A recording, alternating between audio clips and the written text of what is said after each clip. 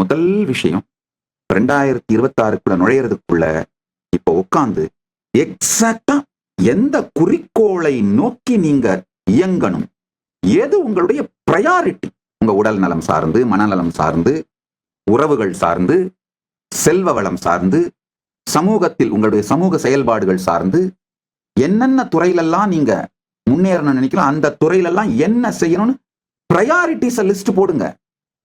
சுய பச்சாதாபத்திலிருந்து உங்களை உடைத்துக் கொண்டு வெளியேறுங்கள். நான் ஒரு சாதாரண பர்சன், அப்படி பிறந்தவன், அப்படி இருந்து உருவானவன், இதுவே என் வாழ்க்கையில பெரிய சாதனை, எப்படியோ இழுத்துறனே. மிக மிக தவறான, தற்கொலையை விட மோசமான சுய பச்சாதாபத்திலிருந்து வெளியேறுங்கள். உங்க பிரையாரிட்டிஸ்ல, உங்க கோல்ஸ்ல கிளாரிட்டி இருக்கணும். சும்மா இப்ப நான் 20 ஹோட்டல் நடத்துறேன், 2000 ஹோட்டல் ஆனா நல்லா இருக்கும், ஒரு 10,000 ஹோட்டலை மாத்தலாம்னு உட்காந்து யோசிப்போம், அப்படியே 2000 ஆகுதான்னு பார்ப்போம், நடக்காது.